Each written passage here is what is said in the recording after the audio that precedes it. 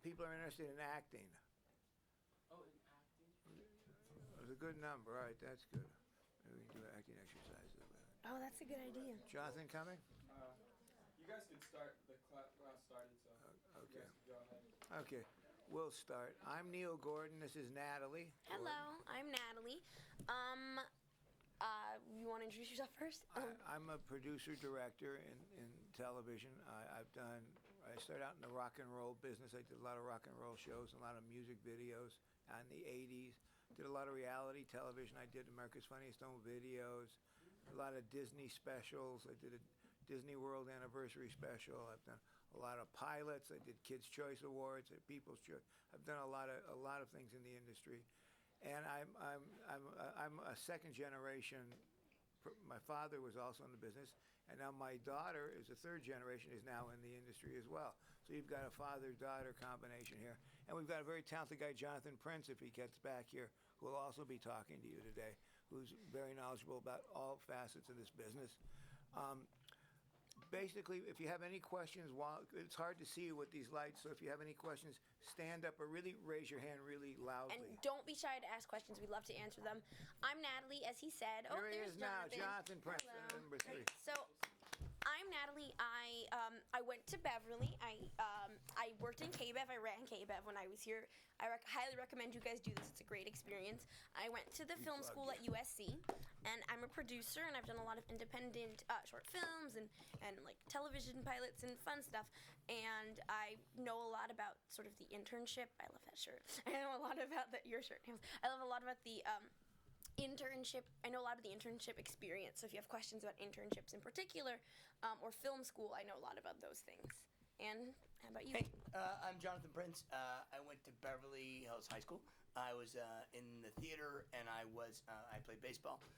My son Jackson Prince graduated 2 years ago. He did theater and played baseball, and he was on the newspaper. He's at Duke. He's pursuing all of his passions, so he's doing newspaper and he's doing musical theater and he's playing baseball. I'm a writer, producer, and television. I started out as an actor. I went to Harvard undergrad. I was an English major and an international relations minor because I was going to become an attorney because that's what my parents told me I should become. So I did what my parents told me to do. I went to Harvard Law School halfway through my freshman year at my 1L at Harvard Law. I thought, I don't really want to be a lawyer. I'd much rather play one on television. So I dropped out to become an actor. I had a really nice run as an actor, even though I wasn't very talented, but I didn't like it. So I began writing. So I started a career as writing half-hour and one-hour dramas and comedies and some features. Began directing, got to direct a movie for Disney, which I loved, and then I had a kid, I had Jackson.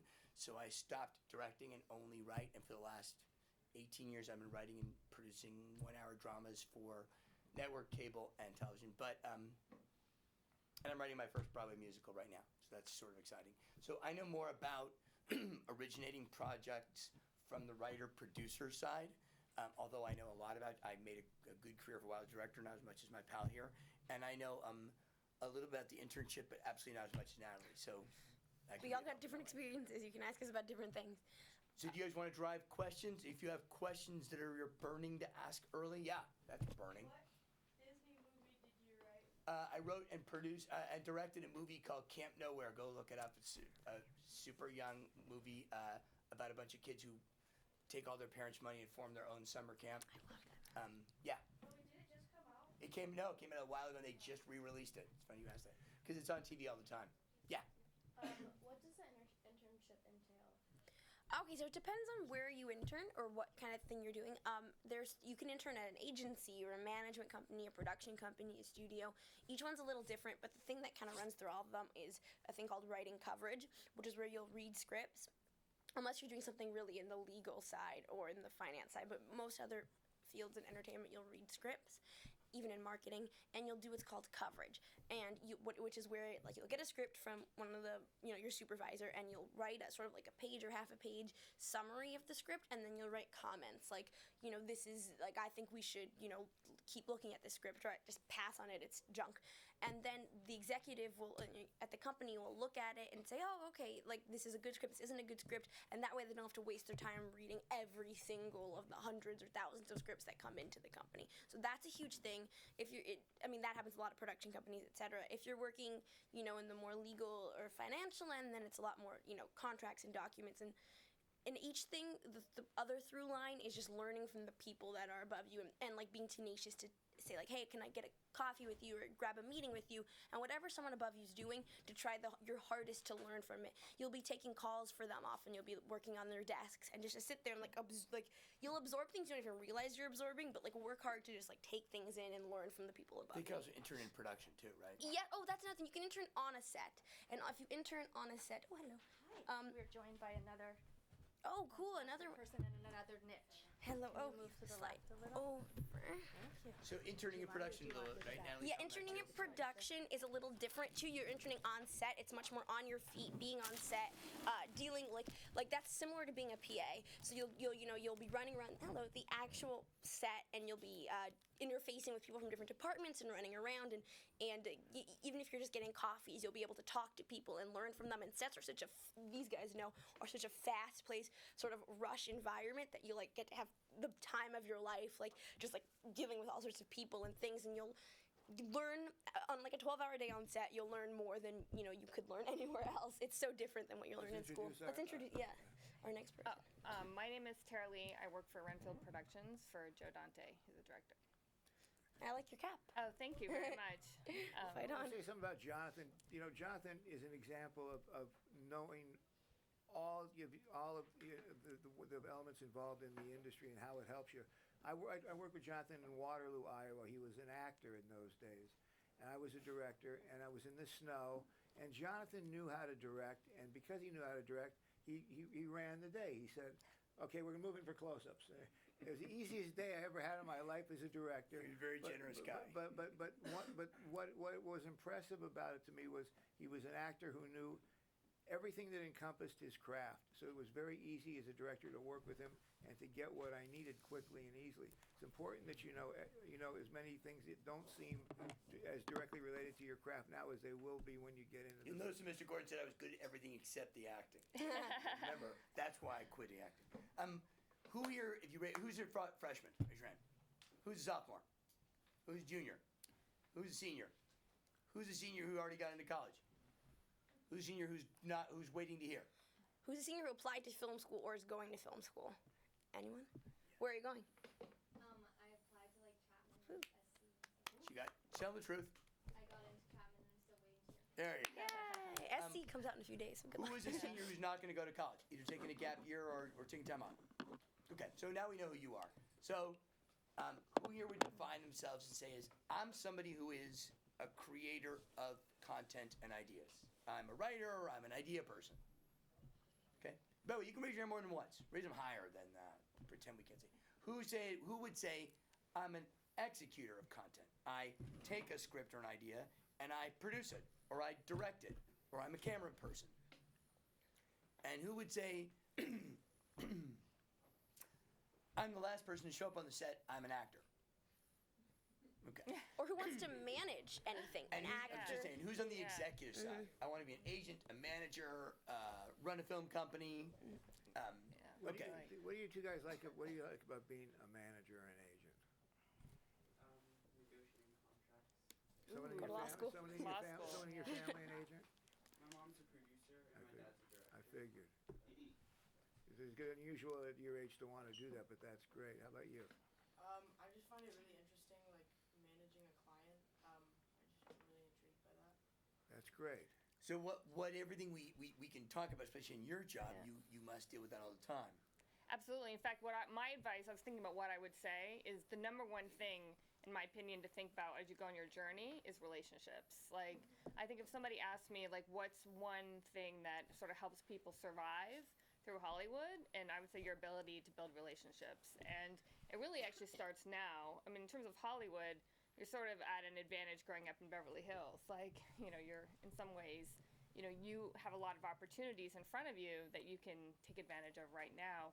I was agreeing with everything you were saying about film sets. Like that was also my first job, was getting the coffee. And it sounds sort of silly and people tend to poo-poo it, but actually there's a lot of reasoning and thought behind those kind of jobs. Because if you think about it, if you can't get somebody's coffee right, then how can they trust you with a $400 million project? So everything you do right from the beginning defines you, and so you want to be known as somebody who is on time, early. I mean, on time is actually late in a lot of circles. Like you want to be early, you want to have a good attitude, but really fundamentally, you really want to build relationships and thank you cards and things like that. The silly old-fashioned things really do go a long ways, and it doesn't mean you have to get along with everyone.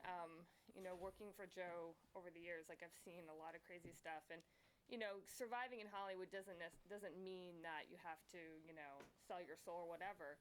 But at the same time, you really do have to think about ways in which you can always build opportunities to kind of increase your network of support system and things like that. The real challenge for you guys is this. So it's is this an hour of your day? And is career day a day where you think like, all right, so I didn't have to take math that day, that was cool? Or is career day a day of like, yeah, someday, I'm not ready for that yet? Or is it the reason that you start doing something today to actually start working towards your career? And you get to make your own decisions. I was just talking to the actors group and I said, what are you doing this Saturday? Are you planning your outfit for Coachella, which is a month away, so you have plenty of time?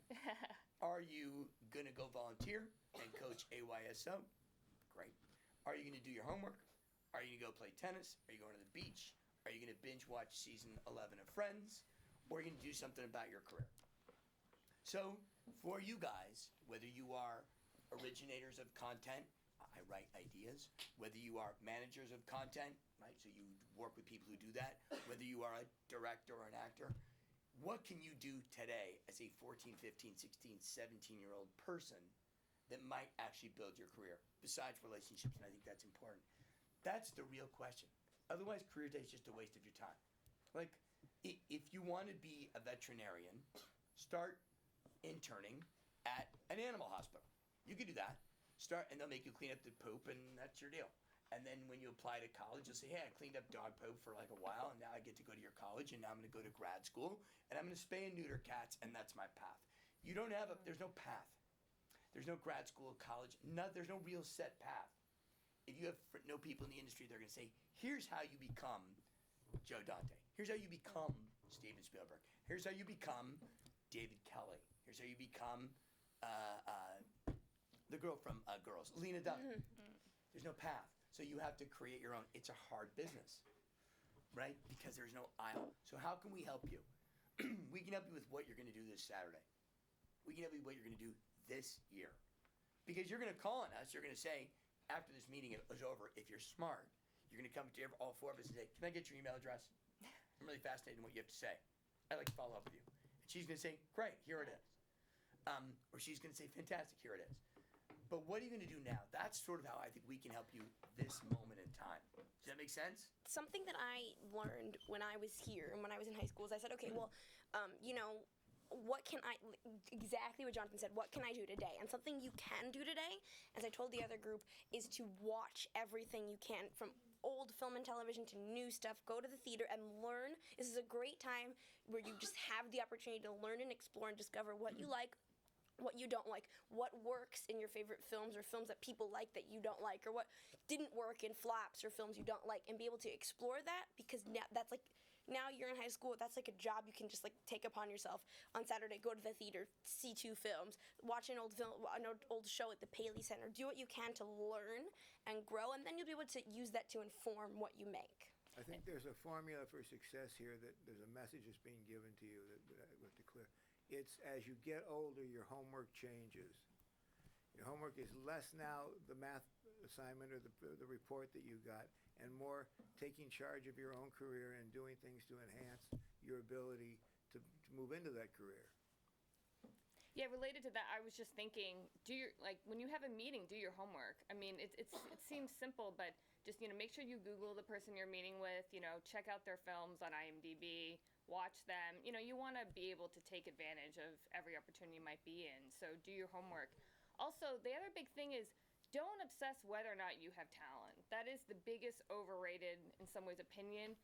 In my opinion, what you want to focus on is work ethic. It's like the person who actually writes 20 scripts and gets them done is going to go way farther than the most talented person on the planet who's got lots of ideas but never puts them on paper. So, I've really seen that people who work hard, like I went to USC Film School, so, if anybody has any questions about things like that. But I would say of the people I went to school with 20 years ago, the people who were actually working in Hollywood were the ones who actually worked hard and actually got a lot done. It wasn't really the most talented person in my class, even though that was So well what too, could but- you do? What could you do this Saturday after you pick out your outfit for Coachella?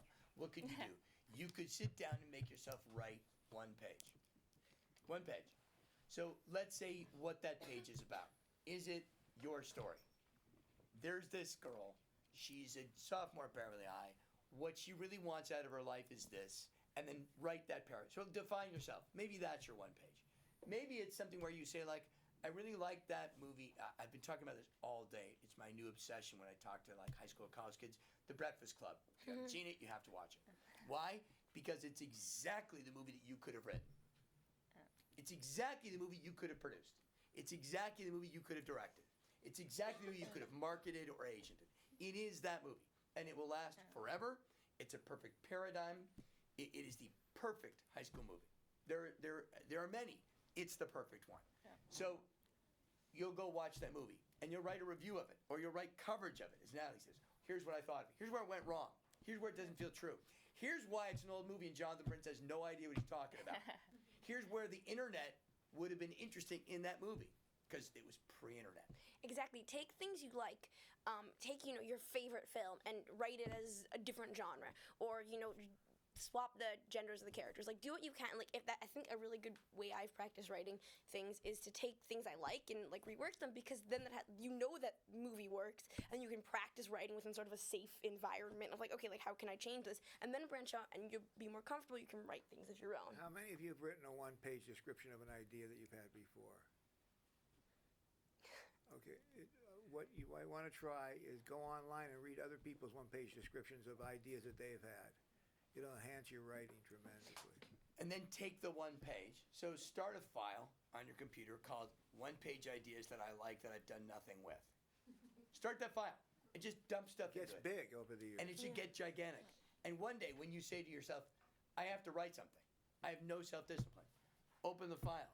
Oh, that was a good idea. Why didn't I write that into a short story? I had American Graffiti in one of mine. Why didn't I write that into a short story? Why didn't I turn that into a script?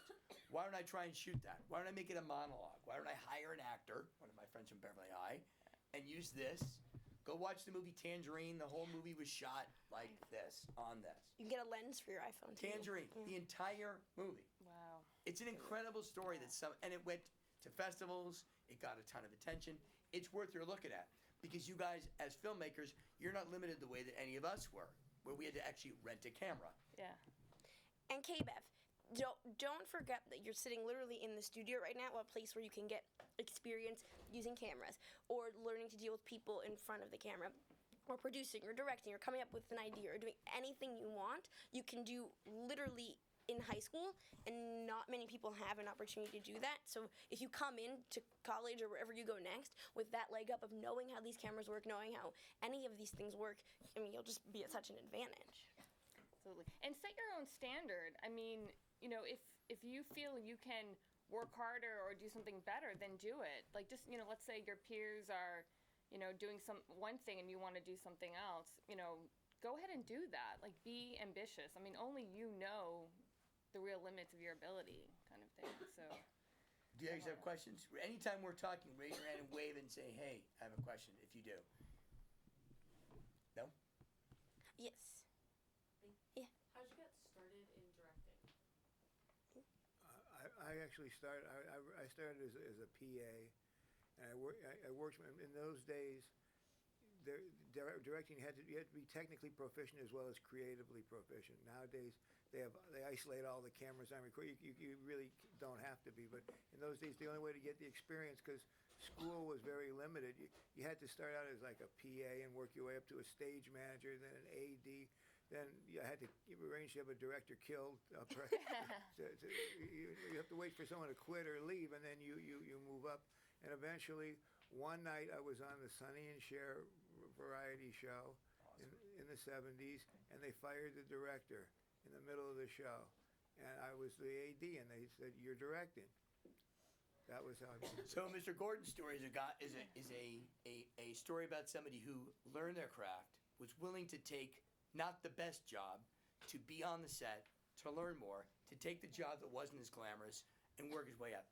Today, there are other opportunities. I mean, my story, my first directing job, they really wanted me to write something, and I said, I'll only write it if you let me direct it. It was a CBS MOW. I'd never directed anything, not even traffic, not even at that point, just theater. I directed theater. And they said yes. So I had some leverage. For you guys, you know how your first chance to direct is going to be? This. Yes. For Christ's sake. Like, if you really want to be a director, and you're not using this right this second, or the camera you have at home that maybe your folks got you, you're wasting your time. Yeah, because you can become a director spontaneously, and that's what we couldn't do. You can say, Lena Dunham makes the movie Tiny Furniture. Go watch that. Went to South by Now, Southwest. now she made it, she got money. She got like 30 grand from her parents' friends. But she shot a movie starring her parents, starring her friends, starring herself, and she becomes the girl who does the series Girls, right? You have a question.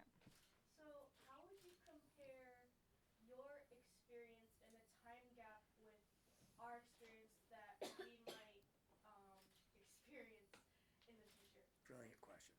Super smart question. Because things have changed so quickly. When you were in film school, things were different than when that girl's going to go to I learned how to like cut film on a flatbed. That's right. Like, and we would slice our fingers, and I mean, I was the last generation of people at USC to do that. There were more, But- here's the weird part. There were more, in the old days, there were more jobs available on less films and television shows. Meaning, it took more people to make a movie with a 35 millimeter camera. Yeah. So when you would go to a set, and there were assistants to the assistant gaffer. They'd There all was be a key standing grip, around. right? Lots of standing around. Nowadays, far fewer people. Less lighting is necessary. No cabling. Editing becomes everything smoother, but more content. But also, More content. So more jobs, just less. So more jobs vertically. I mean, horizontally, less jobs vertically. But also, like, if you look at, let's say, the history of film, and you look at early film from the early 1900s, they would make, one guy, like Max Sennett, would make 300 films a year. And then they started making films slower because they had larger crews and better production values. But today, we're back at that time where you could churn out, if you wanted, a film a week. You can edit it on your computer, you can shoot it on your iPhone, and you can do something really fast just to get the experience of doing. It might not be, THX, whatever, George Lucas's short film was when he was in at USC, but it could be just getting that experience of making something will teach you tons in and of itself. Back to your question, I think the most important thing to keep in mind is you're telling a story. We're all storytellers, whether it's on film That's or right. it's on some new format. We're telling stories, and those don't change. The dynamics of what interests people. You don't make a movie for yourself, you make it for an audience. And if you can tap into what that audience is and feed what they crave, it doesn't matter what the difference is in genres or in time. The constant is the same thing that Shakespeare used when he wrote his stories. I mean, here's what's changed the most. It's not just the technology of film and television making, it's networking. The first thing she said was, it's about who you know and how you approach them. You guys also have a chance to connect to people in ways we couldn't. We would have to sneak on a lot and pretend we knew somebody and knock on a door and say, I know I don't have an appointment, but get kicked out a few times and then do it again. Or we would have to write a letter and put a stamp on it, you know those, and put it in the mail and hope somebody would open it. Because of email, because of LinkedIn, because of Facebook, whatever you choose to be on, but because you're at Beverly High, you have huge opportunities. So if you walk out of this meeting today, and tomorrow you go to Cindy Dubin's office, because she runs this, she knows everybody, and say, hey, look, I sat into this thing. There were 4 people who said they'd help me. What are their email addresses? I sat in on this thing. Who else from Beverly High wants to do what I want to do? Who else graduated from Beverly High who is a producer, writer, director, filmmaker? I want their email addresses. You guys have this treasure trove of people you can send an email to that say, and the subject matter should be, I'm a Beverly High student and I got your number and I would love your advice. Do you know what people who are in any position of even semi-success like to be told? You're super successful and I want your advice. Right? It's like brown nosing 101. I want to tell you, when I was at SC, Mel Brooks was shooting on the campus, and no one could get near him. Everyone in the film school wanted to get near him. There was a guy who got a Nagra, which was a sound recorder, and put a headset on and walked right up to him and talked to him. That's funny. And asked to be an intern. That was Bob Zemeckis. Oh, really? Yeah. That's a good story. But then furthermore, the way technology has changed it is that I would imagine, when you were starting the industry, you would have to go to a newsstand and pick up a copy of, Variety to figure out what's going on. But if you have a Facebook today, you can like Deadline, you can like Hollywood Reporter, you can like Variety, you can like Cinema Blend, whatever you want, and you can do what I did and make sure that they go to the top of your Facebook page so their news comes up first. And then you can click on articles all day long and see who is cast in this, who is cast in that. So instead of saying, I want to be in the industry, you know exactly what's going on. You have the information. So when you go out you go onto a set as an intern or you interview at a production company, you know exactly what they're doing and what everyone else is doing, and you have a general idea of the landscape of the industry that you can, you feel more a part of it. The other thing about when you use that technology is that when you reach out to that person, that Beverly High alum, or that person who spoke today, have something to say. Here's the bad part. Think of it as like a really awkward first date. You have to be memorable. You have to have something about you that's compelling and interesting, and you have to have something you want again. On a date, it's a second date. Yeah. But in business, it's, and can I ask of you this? So keep the ask small, keep your goals large and well-defined, and have a really good introduction to them of who you are. So in that short, concise, 2-paragraph cold letter you're writing, it's, who am I? Here's the things I'm looking for. If you could do this for me, that would be great, or any help would be appreciated. That's the hard part. You can't just email and say, I'm a Beverly High and someday I want to be a producer. So Yeah, don't be afraid. I mean, the one thing that I've learned, kind of watching Joe over the years is, the letters he does get cold. And Joe is a really nice person. He actually answers all his letters. Like, that was one thing that really surprised me. Every time he goes to speak or something like that, too, I mean, people often approach him. And, most people in the business are genuinely nice people. And if you're a good person and you're a nice person, that can take you farther than people think, like old-fashioned manners, what I was saying earlier. But absolutely, if you want to be a writer, director, whatever, you have something called YouTube now that we didn't have. And if you get your friends together and put up a 2 to 3 minute web show that you put on your channel once a week, and you stick to it, I mean, don't give up right away. You're not going to get thousands of viewers overnight. Stick to it, keep at it, and then once you have subscriptions and you have people will call you. You will get in the door. Also, you also want to make sure that you know the value of your opportunities in some ways. I'm on a list. I went to the University of Virginia as an undergrad, and somebody contacted me. They were coming out to LA to visit. They had a whole package for an internet show. This was a long time ago. And they were pitching it around, and he worked in a homeless shelter. I mean, he was completely as far away from Hollywood as you could possibly be. He comes into town. He has this little production company offered him a $30,000 deal to buy his stuff. Well, he comes to me for advice about this. I was like, take that deal. I mean, I was shocked. I mean, here I'd gone to film school. I had just graduated a few years earlier, and of course, I knew a lot of people that would love to have this deal. But this guy, coming from Maryland, he was so set on Joe directing his project that he turned down this deal because he wanted Joe to direct it, but I knew there was no way Joe was going to direct it because Joe was committed to a movie. So, it just wasn't going to happen. And I just looked at him, and I've never done this before in my life. I have a friend who's, an entertainment attorney, and I was like, go call my friend. I was like, call my friend, take the deal. Because now suddenly, even if, let's say, this is your love project, by selling it to a company, you're now a writer who sold something to a company. You could almost put writers in different categories. Like, there's the writers who just have ideas. Then there's the writers who actually finish the script. Then there's writers who've sold something. Then there's writers who've had, things made. You want to be in a new category, because once you sell something, now suddenly you're in the business of a writer who's sold something to company. And in some ways, Hollywood is sort of like the dating game, in that a lot of people are fundamentally insecure, and people like people who are liked by someone else. So if you're a writer and you've sold something, then suddenly they know you're wanted by someone else. I mean, I know it seems silly, but really that's really a great success. So if you're a writer, you got lots of ideas. You have thousands of ideas. So go ahead, let this one go. And then you've now built relationships. You're now meeting more people, and you can parlay that into future success. There's a question here. What do you do if you're more interested in like the management organization aspect? I would say what you can do right now is definitely intern. You want to intern and meet as many people as possible. Also, living in LA, you want to go to as many as the local film festivals that you can go to and meet young talent. Because especially as a manager, it is all about relationships. But I think also because you were at Beverly High, go to Cindy Dubin. What are the names of the agents, managers, and executives in this town? They're all 5 miles of good internet. Who went to Beverly High? Oh, this guy went to Beverly High. He works at the Gersh agency. Yeah. So begin to make the connections. I'm only a junior. I have big plans. However, I really like your advice. I know you went to Beverly High. That list of people who went to Beverly, who are executives, agents, managers, and show business lawyers, is gigantic. Yeah. And it sits somewhere. They have everybody's email address. Use it.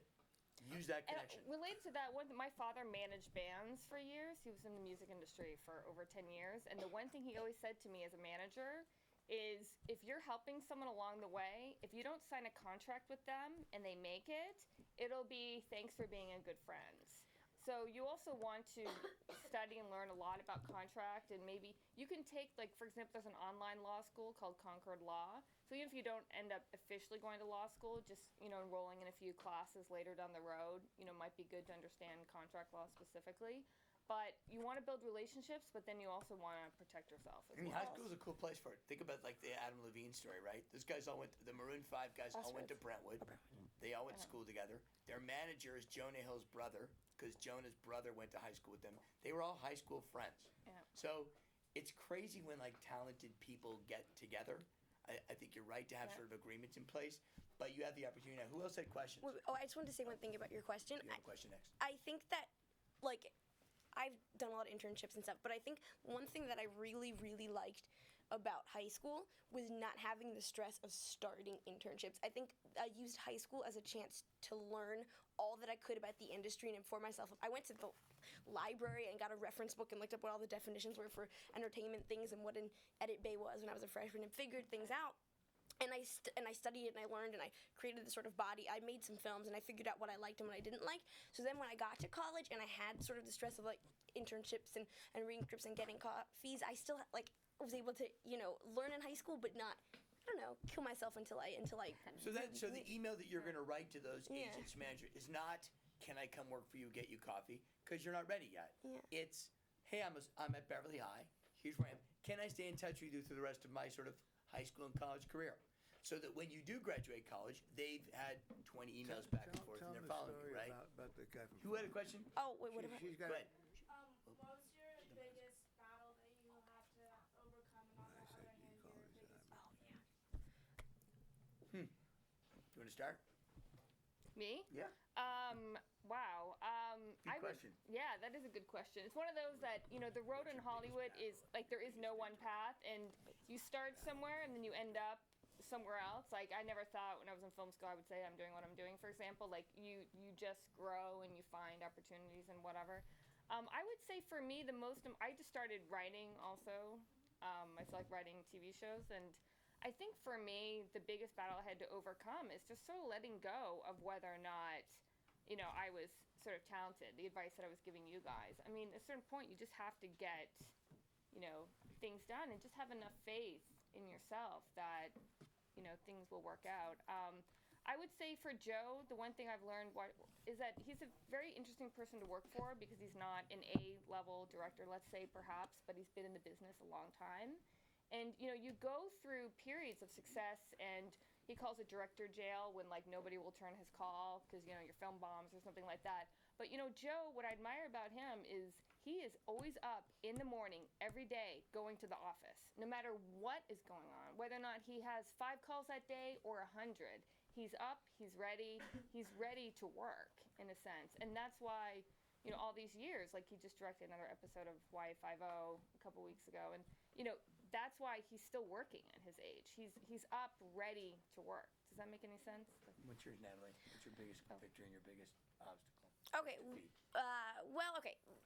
They asked me to come here to speak about film school and about internships, and currently I'm in a senior at the film school at USC. I graduate in May, so my biggest battle is getting from school to like the first job, and I'm in it right now, and that's sort of the biggest battle. I think the biggest battle that I've had, you know, previously was like the first day on an internship, and like how do you navigate it, and no one knows who you are yet, and no one knows like whether or not they can trust you or what you can do or you're capable of, and having to prove yourself. That was the biggest battle I've had before, but for now it's literally getting from, you know, the internship stage that I was in and the producing things, you know, independently into like actually having a job.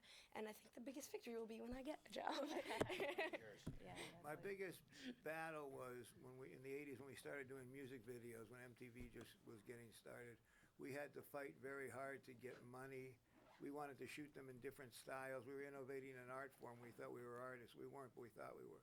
And being able to edit them very quickly and do jump cuts, people would look at them and say, "The jump cut," and we want the jump cut. You know, so getting that was my biggest battle. My biggest victory was an industry victory. It happened about 10 years ago, which impacts everybody. Which is that for the first time in the business, feature films, and television are now shot and edited on the same formats. That was something that never took place before, and it kept TV directors out of film and film directors out of TV. It doesn't work anymore. Now it's all one unit. My biggest victory, or the best thing that's ever happened to me, was probably having my kid. Like, that's my best thing that ever happened to me. My biggest professional victory, every time I finish something, a script, something I'm directing, I have a victory. I give myself a moment. My biggest battle is every single day how much I detest writing. And I do it for a living. How much I look at the blank page, and every day it taunts me. What you got today? You got anything to say? That's a stupid idea. It talks to me, literally. And I look at it. And I look at it every day. And my biggest battle is to write the first sentence. And if as a producer or a director or a writer, whatever you're going to do, you have to, as my pal said, what's the story you're going to tell that day? And every day you're going to, unless you're, I just said in my other group, I don't really like exercising. I like having exercised. I like having done it. Hey, today I ran 5 miles. I feel great. I hated running every step of the 5 miles. I feel the same way about writing. I don't like writing. It's so hard. It's a blank page. I like rewriting. I like editing. I like taking something else. But your jobs today is, what are you going to write this weekend? What's the 1 page, 3 pages, 1 paragraph you're going to write? What's the letter you're going to write? Right to that person I told you about. What's the thing you're going to do? Yeah. So, as producers and writers and actors, things like that, do you ever collaborate with, instead of live action, do you ever collaborate with like animated films and things like that and kid stuff?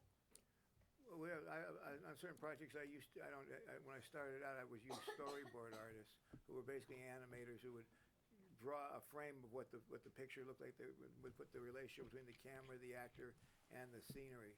So that's how I collaborated mostly with them, and I would get good ideas.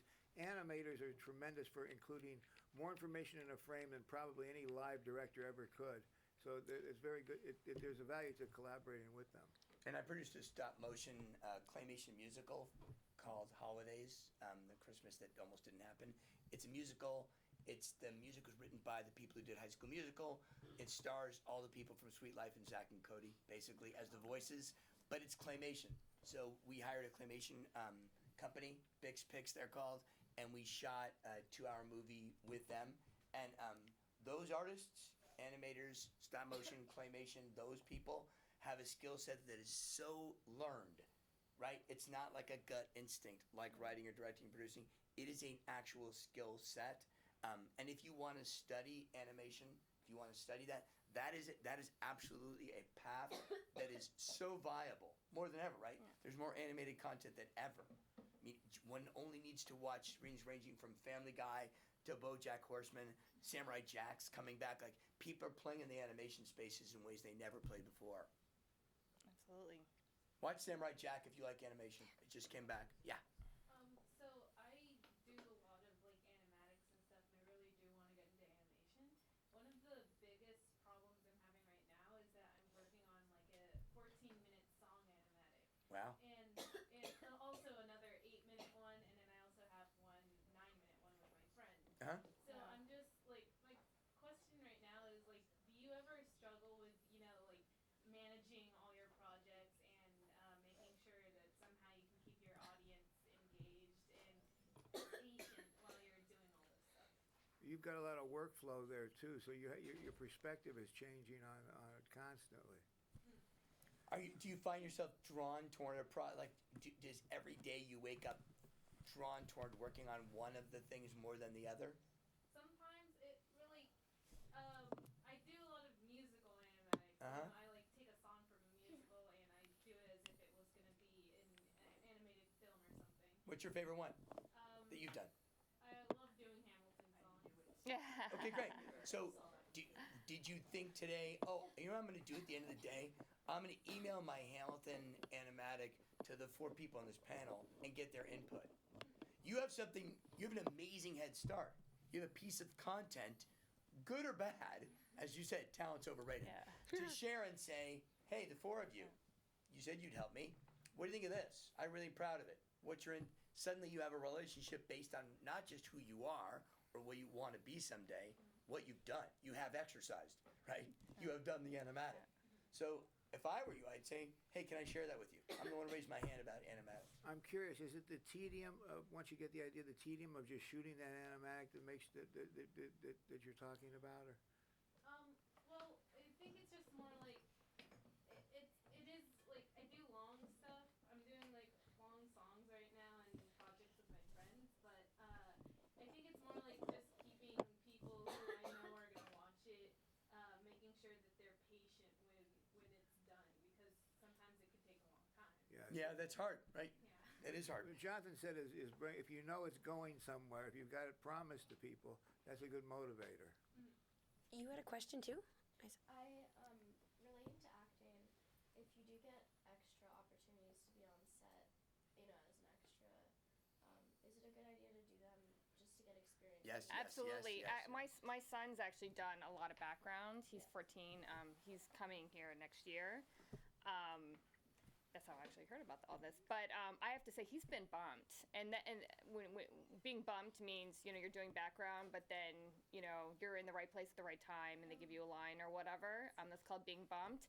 And, you know, one of the biggest things I hear unknown actors say all the time is they'll put down background is like being something that's not real acting. And I'm always like, wow, and here you are driving my Uber instead. I mean, any day that you can be on a professional set is a good day. And even if nothing, let's say, I mean, yeah, a lot of days, you know, he's movable furniture, you know, living out my assistant takes him to set. But, you know, a lot of times he's just there doing whatever. But then he's also learning about the set. Now, my son in particular has learned he actually wants to write. So he's actually been writing. He's 14 and he's writing his second book. Like, you know, so he's gotten into that, but being on set and being in the environment has, you know, given him a lot of, you know, access to different opportunities and different things that he likes that he could do. Acting is an interesting journey. It's really back to the relationship, especially because you're collaborating closely with directors. You know, I would highly recommend, you know, going to film festivals. You know, USC, where we went to school, has called a First Look Festival every year, and you know there's films they put up. You know, like the students will put up films. Go there, watch them. You know, see one you like. Go up and shake the director's hand. I mean, they're very accessible right there. They're also just like you, trying to make it. But any opportunity to be on a set, whether your friend is there, whether your dad or mom's friend is there, to observe, to help out, to serve vegetables, to be an extra. On Camp Nowhere in our movie, it was all high school extras. we needed somebody. It's a summer camp movie. Everybody makes out at summer camp. So I said, oh, I need somebody who's just going to spend. I went to the extras and I said, I need someone who's going to make out in the entire movie. Someone who's willing to just make out with a stranger. And this girl raised her hand. I'm like, cool. Yeah. Do you want to pick the boy you're going to make out with? Yeah. She was like, no, I don't really care. I just want to be making out because she knew she'd be featured. Yeah. That see, girl smart. is Jessica Alba. Oh, Okay. She got a bump and a SAG card on Camp Nowhere. It's nowhere on her resume. Yeah. Trust me. And yet every time I've run into her Yeah. anywhere, there's that Yeah. look of like, I know. Yeah. So it's, You're the makeout girl. Also, you in particular, you were an extra. Someone brought you. You were an extra on an independent sitcom pilot. I did, and I remember everyone on the crew said, "Wow, like you were like a sophomore. Wow, like she took initiative to come to like an independent set and to like learn about the production, and you talk to people, and so to keep doing what you have already done, doesn't mean you're going to It's do that great. your whole life, and it's not Yeah. demeaning to do. It Yep. means just a step. and get on Actors Access. Actors Access is so good. That's right. And like just be on there and like continually submit yourself, like particularly for student films and like short films. You know, like good at, like she said, there, besides the First Look Festival at USC, there are screenings of you know, like 310 films, 310 being like a big class there, or you know, graduate student films, and go to the screenings that are at USC and like meet the, you know, directors because they're hungry for You actors. skipped by something that you guys is sort of important. Natalie said, if you're on a set, what's interesting is the person you talk to that day. So if you get a job as an extra, getting coffee, serving vegetables, observing as a friend, your goal should be that one day, walk away with one person you talk to who you can later stay in touch with, who is a writer, director, producer, gaffer, cinematographer, editor, executive, agent, manager. So You you're know- not just there, you've connected. They all came up through the ranks. That's right. You know, before I forget, the company my son works for, you guys are all under 18, so you can have your parents call. It's called Kids Management. They're in Burbank. They're related to Central Casting. They cast background, but they also cast commercials. And, you know, a lot of times they'll write in roles at the last minute. So my son's had a lot of paid auditions, too, you know, for a role that, you know, just be maybe like a couple lines in something. So I highly recommend calling them and having your parents basically sign you up, because you really just don't know. My son's very first job on a set, I mean, this doesn't normally happen, but he was 6 years old, and the AD, he had to meet with the AD first for a paid audition. The AD liked him so much that the AD said, you know what, we're going to give this kid a line. And it was on a show that doesn't exist. I mean, it came and went. It was called Outlaw. He was like on like the 3rd or 4th episode, but he was 6 years old and he had a line only because he was chatty with the AD in the audition, and the AD just liked him. So, you know, Hollywood is a place, it's actually a very good place. Like, it gets kind of a bad rap, but, you know, if you get in with the right people, then you can really have a really great life here in Los Angeles. Who else has Like, questions? Anybody else? Yeah. We're getting near the end. In the writing process and stuff like that, what do you do when you can't think of anything to like make? I always think of, I look at things I like, and it's exactly what you said. I'll gender bend it. I'll go watch a movie or a television show, old, new, doesn't matter, and think. Remember, they made a ton of movies all based on Jane Austen books. Someone did Abraham Lincoln, Zombie Slayer. People are taking an idea, a historical figure, Hamilton. Let's just start there. People are find something that exists, a true life story, a historical figure, and put them in the time travel. Anything you can to borrow, because all of writing is rewriting. No one's had an original idea since like 1655. So everything is borrowing. But make yourself do something. Make yourself look at the blank page. Now, it might be that you say, I'm writing a story about somebody who can't write, who has writer's block. By the way, that movie's been done. Nick Yeah. Cage is in it. You can go watch Yeah. it. So anything you do, don't use not having an idea as an excuse not to write. I was going to say, you Even have that seems like a good ideas. That's excuse. just your writer's block talking. Like, you have ideas. You're just blocking yourself from releasing them. And don't be afraid of your own talent. I mean, sometimes that blank page can be almost like a mirror into our souls, and that's why it can be scary to write on it. But, you know, that's why I'm not advising this, but a lot of writers have become alcoholics over the years. Like, whatever it takes, you know, just unleash yourself. Like, but a lot of it is that. It's that fear of who you might discover. And you know what? just let that go and just, every day just write whatever it is that At you're the very least, go find the classic and put it in high school. Yeah. Richard III in high school. Yeah. Right? Exactly. Romeo and Juliet were actually in high school. They've done so many King Arthurs in high school. Oh my King god. Arthur Yeah. High School. A Charles Dickens story in high school. A movie about two adults that you like in high school. At least that's a start, Or right? take a high school movie and make it a classic. The Breakfast Club. Yeah. What else? Who else has a question? Yeah. You would, What are your favorite movies, TV shows? They're on now? Yeah. Ooh, Bloodline. That's my new addiction on Netflix. It's hard not to like Game of Thrones. I mean, I it's don't like Game of Thrones. Other than this person who no one should speak to, the production values are extraordinary. It's It's an good. extraordinary looking thing. Have you seen Taboo on FX? Okay. Okay. Watch Taboo. It is dark. And here's an example. It's about England in 1812, and the British government, the Americans fighting their own war. We were fighting our war, and about the trading company, the East India Trading Company, which I care nothing about. I hate all of it. I love this show. First of all, it's because the star is compelling. It's dark. It's beautifully written. It's amazingly produced. It's only 10 episodes. You can binge it. So I like 1 hour dramas. That's sort of where I go. I'm not like a sitcom person, although I do like BoJack Horseman a lot. If you want to watch something that is somebody who, a movie I love, that somebody took what they were doing when they were your age and turned it into a movie, watch Almost Famous. For sure. Because Yeah. that's someone who said, okay, well, what experience do I have in my life? Okay, well, I was a rock writer when I was a teenager. Well, let me write about that. They're writing what they know. What So I you're would do that. seeing here, you see everybody is enthusiastic. They don't just have favorites; they're enthusiastic about their favorites. That's the spark that keeps you going. We come up and ask us questions Yeah. afterwards because we got. So we have one more question. You had a question. Oh, yeah.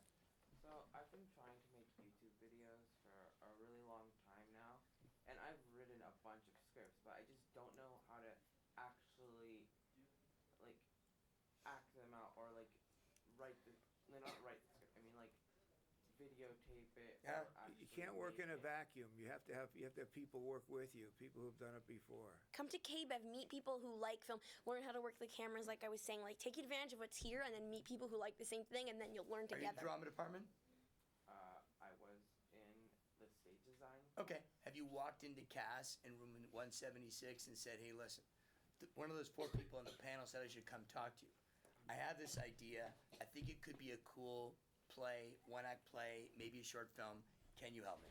She's awesome. She's spectacular, Cass. And this should help you get Teacher. over your fear. It's almost like a new form of writer's block in some ways. My son, when he was 7 years old, used to take his iPhone and make what they're called plushie videos of stuffed animals. These were the worst videos you will ever see in your life. I mean, he couldn't frame a shot. It was all over the place. He was mumbling, talking, and a few of his videos have gotten over 30,000 views.